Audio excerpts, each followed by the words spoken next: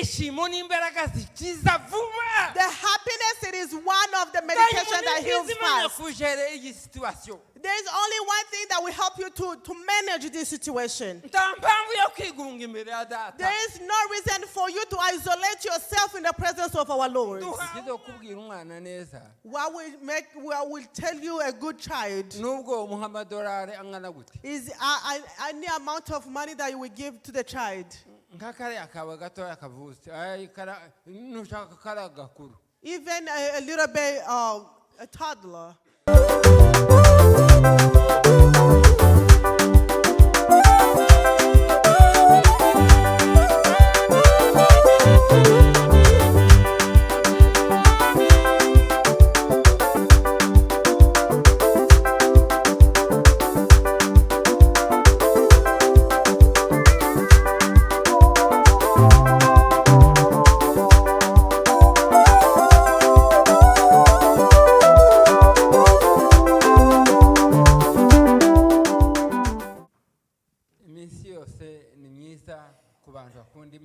Every day it is a wonderful day for the people that loves God. We have different things on those days. Just remember that every season is in His hand.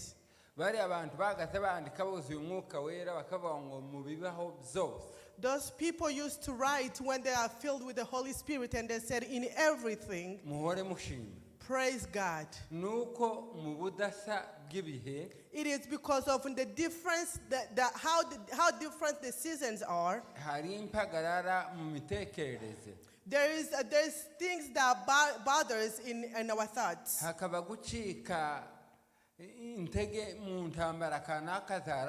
And there is discouragement in certain battles. The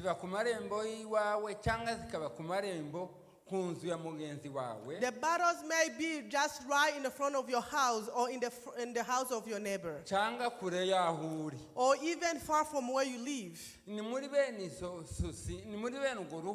It is in that kind of worrying that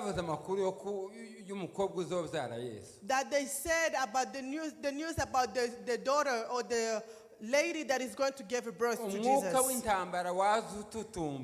The spirit of war was nearby. There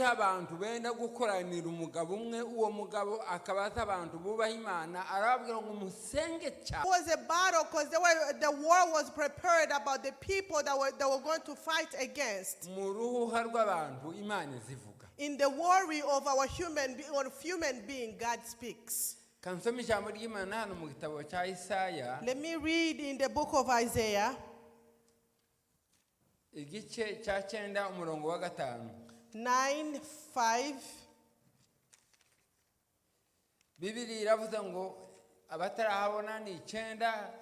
If you haven't seen it, it's Isaiah chapter 9, verse 5. Duha umwana w'umuhungu ubutware bwe buzaba ku bitugu bye azitwa igitanga ahantu muhumvi azitwa igitangaza umujanama Imana ikomeye data wa twese uhoraho umwami w'amahoro. On my version is 6. It says, for a child is born to us, a son is given to us. The government will rest on his shoulders, and he will be called a wonderful counselor, mighty God, everlasting Father, Prince of Peace.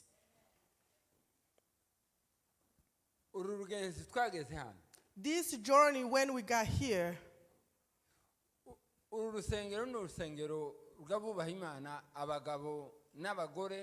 this church, it is a church of men full obeying God. Men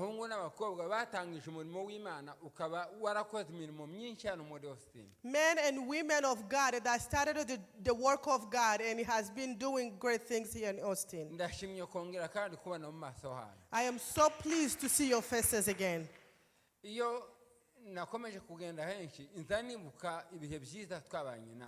If I go around every place that I go, I keep remembering the time that I had with you. kandi hari umugisha umuntu azagenda yibuka ukazona uwo mugisha si ikibonekere. There is a blessings that you see to the point you think that it is an awesome blessing.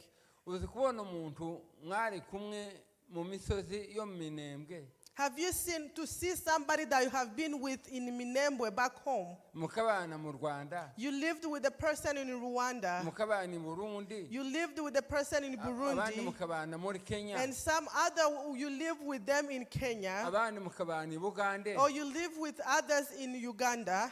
Wagira gutya bantu mwabanaga mu bijombo mu mibunda ugasanga muracyari kumwe. And you found yourself among the people that you used to live with in Mibunda. Kuramuka ni igitangaza cyotuma abantu bahorana amashimwe menshi. To be healthy, it is a blessing that can cause us having praises in our mouth. Ndashimira urukundo n'imbabazi mwerekanye mwakira bene data bari bavuye Burundi n'abandi bari bavuye muri Tennessee natwe twese. I thank the love that you showed yesterday when you received the couple that was coming from Burundi and the other couple that was coming from another state and myself as well. Ngashimira kwa kubashigikira mwagaragarishije imbaraga no magambo. And I thank the support that you show with your tangible things, even your words.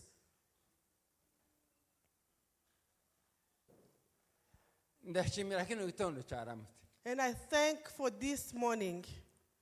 Kandi amaseremoni yose atangiye mu kanya gatambutse. And all this, everything that happened a few minutes ago. Nejejwe no kuntu mwishimye. I am so pleased about how you guys are happy. Nejejwe n'umusobanuzi mwene data. And I'm so happy to see my translator. Ngize ngiye kitari gikeya ubwo ngeze hano nzambona uyu mwene data arumfasha. Every time when I came here, she's the one that translates for me. Nzantekereza nuko ari ukwikunda kw'abantu ariko ya masadaka baza bampeza iyo bantumiye. I used to think that the offering that they give me, abantu bakwiriye kuyasangira n'abasobanuye. they need to share with the translator, yes. Usibye Imana ishimwe. Praise the Lord. Imana ihe umugisha umwana w'umukobwa wari uhasobanura bwa bundi mbere. I thank God for the young lady that was translating.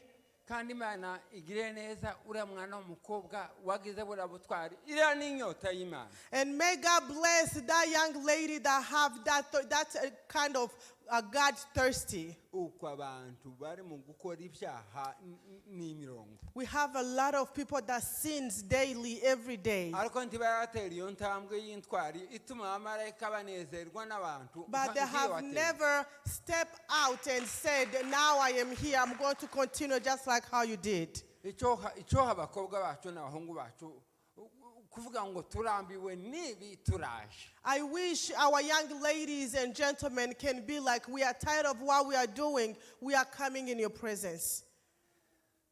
Ko ndagira ngo muri aya magambo mvuge ku gitangaza. I am collecting all these so I can mention about the miracle. Nsubire mvuge no ku mutekano. And I'm going to talk about the peace. Nibyo byonyine bizotuma urusengero rwaguka. Those are the only things that can make a church expand. Kuko aha hantu mukwiye kuhuzura mukaba n'ahandi. You have to fill this place and have another more places. Urusengero rugira intambwe zibiri ruza ruguma kugenderaho zimeze nk'amaguru. Church has about 2 ways that it use. Ni administration. It's administration N'ububyuke. and revival. Thank you. Ububyuke Revival, buza bugira igihe kimwe bukaba. it comes once in a while. Abantu ntibahora mu bubyuke. People are not always in revival. Ikindi gihe hagasigara bake ariko abantu benshi bagasa kandi bagasubira ku rushenga. And some other people will go back to the place where they were. Naho administration But administration, ntizinebwa. it never takes off or it never get tired. Ni ukuvuga ngo administration iragutse ikora mu ngamba ndende. Means administration can do more. Administration n'abantu batorerekanyije basanga imbaraga rusange z'abantu. The administration, it is the people that came to find out that the power of people, Imbaraga rusange z'abantu aho ziba. general power of people, Kuko isi igira ukuntu ikiranuye. because the word have its own way. N'imirimo yose igira ukuntu ikiranuye. And each and every work have its own way. Imbaraga nyinshi z'abantu aho ziba. But the manpower of human beings, Ziba mu mwanya it is on their time no mu bushake.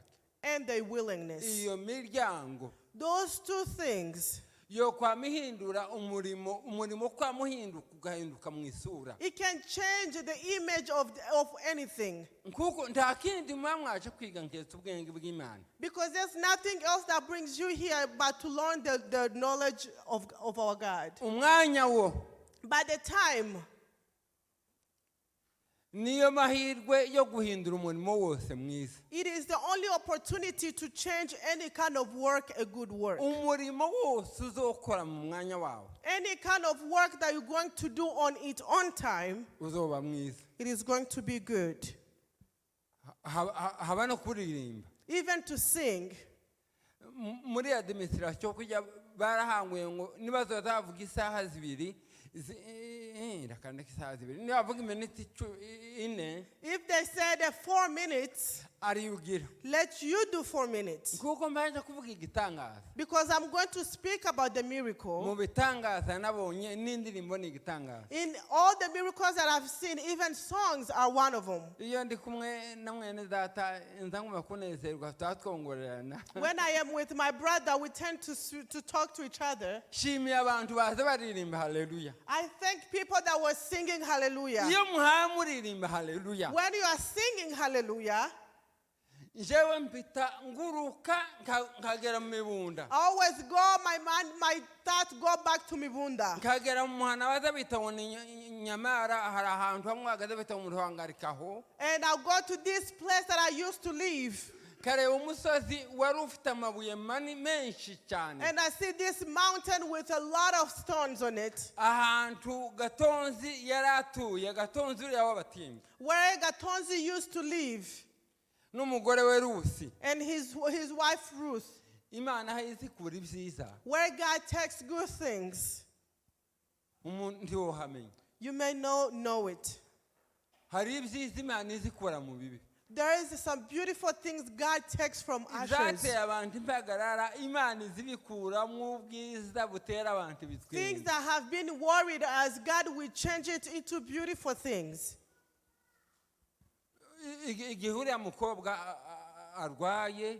When this young lady got sick. Kandi arwara ari habi. And she was not in a good place. Iyo nimvugo nkoresheje ariko yarwaye yabyaye yarwari heza niko novuga. It was a beautiful place, but it was not an easy place. Ariko ngamare akazaja gusiga umwana mu kirambi akaja kwihisha nko mu rutare. She will leave the child on the living room and go hide herself in the bedroom. Iyo mpangane anamwe ayo makuru murayibuka. Umugabo akaje kumugarura. I'm pretty sure that some of you remember what I'm talking about. Somebody will go and bring her back. Za 86 gukira na 7 nico gihe uyu mwuka wa haleluya iyi ngiyi yate kwisi yose. It is around 1987, 1988 that's where this spirit of hallelujah came. Igihe abantu twahuye where we met. Byari bituyobeye nkuko umubyeyi yaza asiga umwana yagize ikibazo ahaja kwinjira mu rutara. It was so hard for us to understand how can a mother leave the child in the living room and go hide somewhere else. Mu bwoba bw'abantu havuka ububyuke. In the worry of human being of us, the revival came out of it. Umwuka arururuka. The Holy Spirit came. Yasomye ijambo ry'umwuka mwene data. He read the word about Holy Spirit. Umwuka ngo yururuke. And when the Holy Spirit came, ijwi riravuga ngo nimwumve uko nkiza uyu mugore. and the voice said, now I'm going to heal her. Imana izivuga. God speaks. Yavuga. And after he speaks, ijwi ry'Imana rizarikomeza igihe kirekire gisumba icyo kwibwiye. God's voice can be there for so long to the point that you may not even remember where it started. Mwese kumungana. All of you here. Umwuka azaturangira, umwuka azabona ahantu abantu bokwita amazina. God will give that. God, the voice was giving us a direction. Ngo muzamwiruka mwese mwike hariya. You have to remember to a certain place. Mugaruke hariya uko aho ngaho nukwambuka kwabangira bakunze nabandeza umwami mukanya ngo nimugaruka ngo murenge hariya aho ni kwa Ndego abahinda no kurenga hirya ngo mugume mwiruke muhamva ngo hallelujah. God was telling us directions of going around and jumping. Hallelujah, hallelujah, hallelujah. We didn't do anything else. And we did according to what the Holy Spirit told us. In His voice, there is His Spirit in it. And the Spirit, it is the one that directs people where the truth is. duhaguruka gutyo hamwe nganubwo twari dufite bw'uyu mugore mwene data wari umeze gutyo. Then we stood up because we were worried about the lady with the child. Aya makuru mbabwira mwene data Gatonzi niwe wari umukuru w'abayumbe ubungubu data yaramuhamagara ku Mana. The story that I'm telling you, Gatonzi was the leader of us, but now he's no longer with us. And when we were starting going, and we will go to the river as the director was directing us. And we were running when there was things that to go up and down. And when we came back to the place, the lady was healed.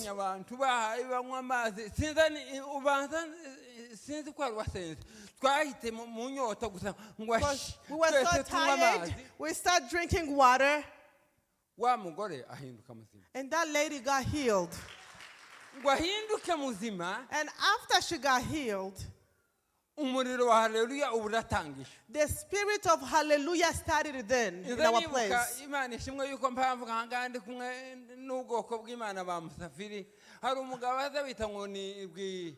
Rw'Imana kabo yarakiriho icyo gihe umuriro waratongo wake abahungu n'abakobwa bamasa n'abantu basaza. At that time when the Holy Spirit came, people, young men and young ladies, they were like crazy. Abapasteri barahura baravuga ngo nimushakishe ukuntu twotanga inzandiko bazabakira abantu bafite inzandiko. And the pastor got together and they said, let's find letters or any kind of permission so they can receive, so they can take to the churches that they're going to.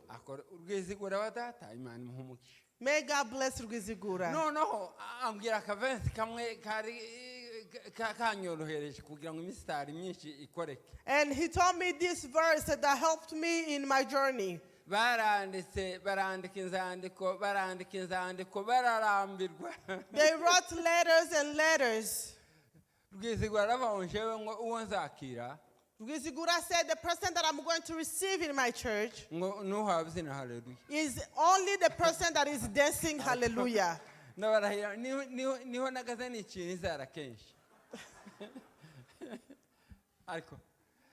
kandi nzanibuka n'imirimo Imana yakoze kanaka hajya muri hariya muri buriya rugo. I even remember every details of the work of God. Yakoze kuri bariya bahungu b'abasegege bacu. He did a wonderful job on those gentlemen. Simbavuga amazina ariko uko aya makuru. Hallelujah. Amen. Imana ivuze izikora. When God speaks, He do. Kandi indirimbo y'Imana ni igitangaza. And His song, it is a miracle. N'uyu munsi mu bigenzure iyo abantu bahaye babyina. Even today, see, when people are dancing, ni binini izabikiza abantu bamwe barwaye. It's the medication that helps those that are sick, some people that are sick. Wowe uzunezerwa gusa ubyine. You just, if you are happy, dance. Muze mureka gukoresha za logic. Do not just use a lot of logical things. Just know that I am doing it for the Lord. As you are dancing, some people will have a back pain. hari abandi bari mu kurwara imitsi y'amaguru And some other people will have a problem with abandi their legs. bakarwara ijosi Or even they will have problem with their necks. sinzi ukuntu satani mu gusa nkaho yagumye kurwaza ingingo z'abantu I don't know what is happening now. People are getting sick so much. rekomandasiyo ntanze ndasaba akantu kamwe gusa The recommendation that I'm giving, I'm asking you to do one thing. uzupfa kubyinira imana Just dance for the Lord.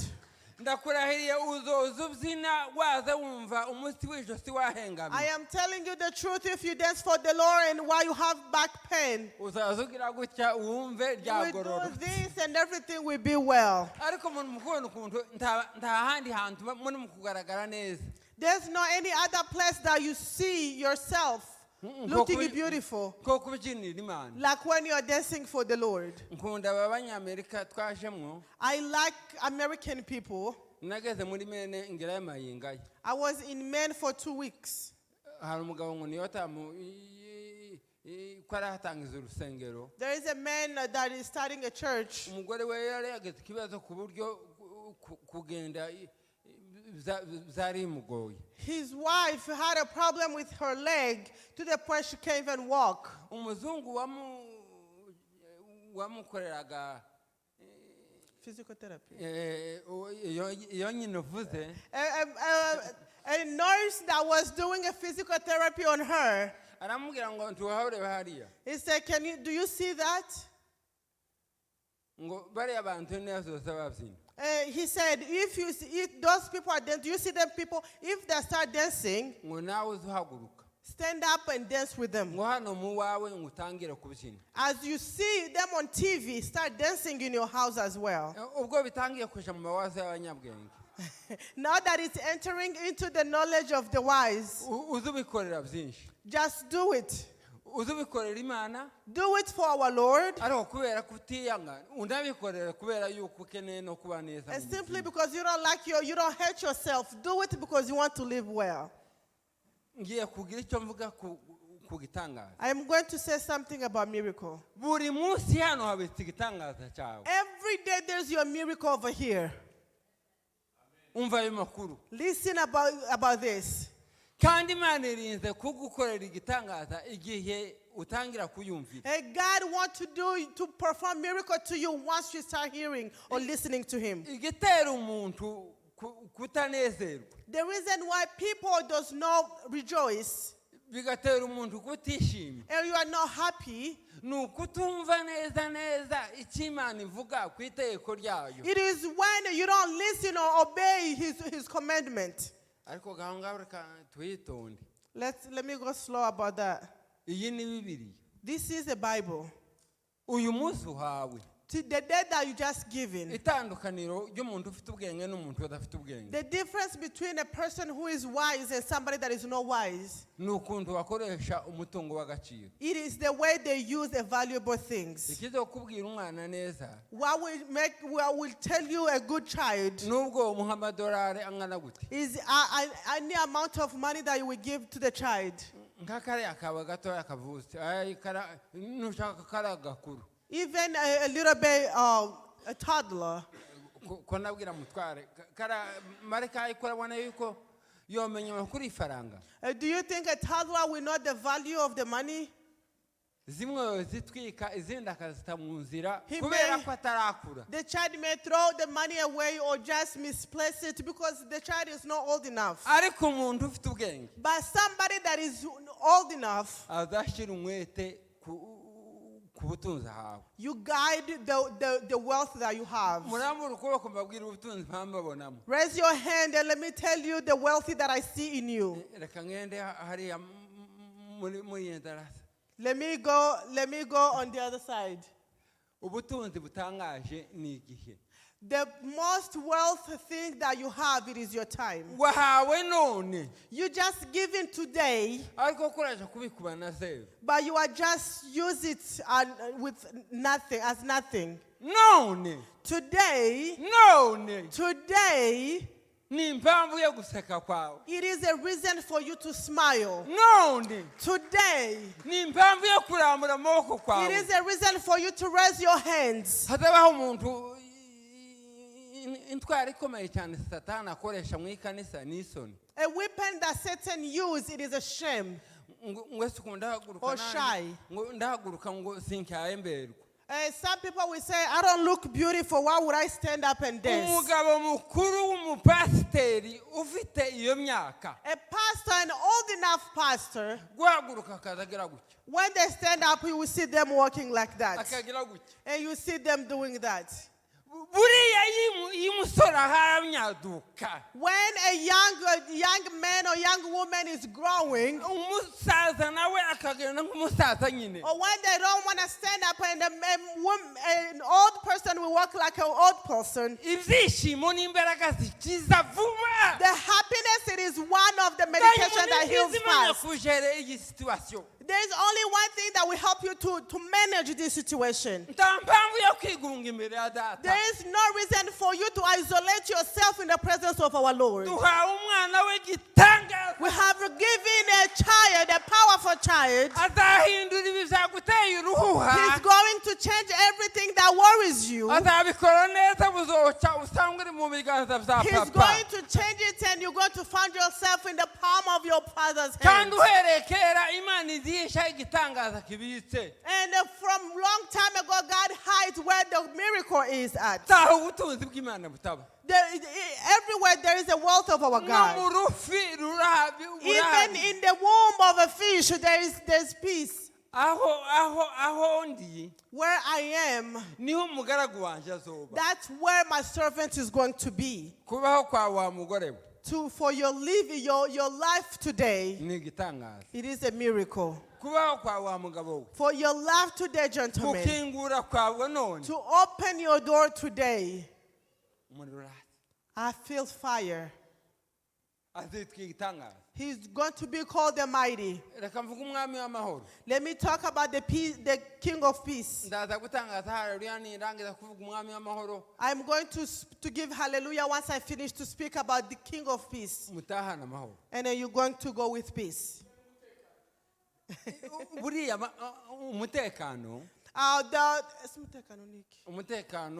Security. Thank you so much. Peace. It is the first thing that God thought about in his kingdom. There's nobody that can feel good without being secure. The first thing that God thought in his kingdom, it is security. And security comes with peace. Because of peace. There's a lot of things that can make you insecure. Not to have food will make you insecure. Or even having headache, you will not feel peace. People being mad at you, you will not be good. You will not feel good. People not respecting you, you will not feel good as well. There is a lot of insecurities in this world. But if you are lucky enough and you live with your husband or wife in peace or in love,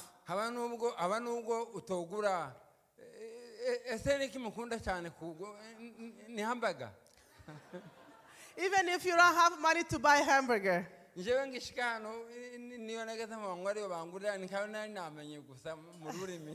When I got here, the only food, American food that I knew was hamburger. Even when you're eating anything that is bitter, but you live with somebody that you love, you will feel peace. There's not few people. But there are people that love one another. If they love one another, they become multiply. They multiply. God gave his love like in ivy.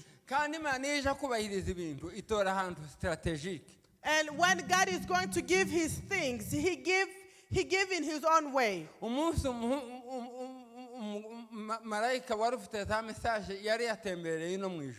the angel that had a message came here on earth, yari kumwe n'ingabo za marayika He was with the people or the angels. ngo barangize batera indirimbo. And then they start singing. Kabiri niyo Noweli ngiye kubabwira amakuru ya Noweli mutahana ibitwenge. I am going to tell you about the Christmas news so you can go Kabiri have. kw'icumi na kane Luka. Look to Bibiri kabiri kw'icumi na kane 2:12 or 14 in Luke.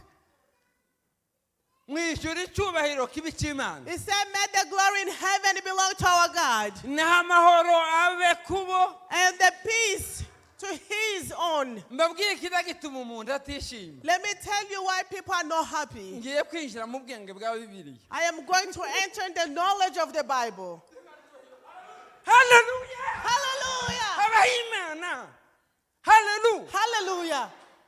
Bibiliya ikwizivuga. This is what the Bible says.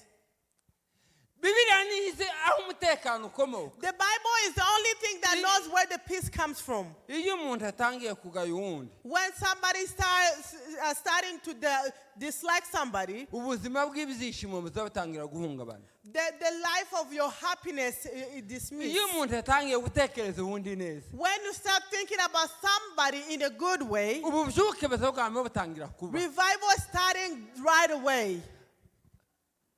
Mwise amahoro abe kubo yishimira. May the peace be on His own. Ab'Imana yishimira ni bande? Who are those that God pleased with? N'abakundana. It is those that love one another. N'abakundana. It's just those that love one another. Ibanga ni ringire mbabwira. This is the secret that I'm going to give you. Mukundane. Love one another. Niyo Noweli. This is the Christmas. Yesu yabwiye Israheli. Jesus told the Israelites, Yarababwiye ngo arababwira ngo munubakire ihema ngo mbe hagati yanyu. He said, "Build my tent among you." Urukundo nibwo ruzaruhindura situation mu buzima bw'umuntu. Love can change situation in people's life. Kandi gutanga haleluya we. Let me give hallelujah. Uriya mwana mutoya azatanga byinshi. That little small child will give more, Bizatanga umusaruro kuruta benshi ukeka. that will give a good result more than the people that you think. Ijuru rizakugoba kariciye muri metode yaryo. The heaven will come to you through His own method. Tunga umutima w'urukundo. Just have the heart that filled with love. Urukundo nibwo ruzarutera umutekano. Love is the only thing that brings happiness or security in you. Abantu bazagutera umutekano saba gukunda. People that will make you feel secure are not the people that love you Nabukunda. or the people that you love. Aya magambo abazagutera umutekano nabukunda saba gukunda. People that will make you feel secure are the people that you love, not the one that loves you. Kuri iyi Noweli ndashaka yuko wakira umutima wo gukunda abandi bantu utitaye niba bawukunda cyangwa batanawukunda. On this Christmas, I want you to have a heart that feel love, would love the one that loves you or does not love you. Uzakira umutekano w'iminsi yose.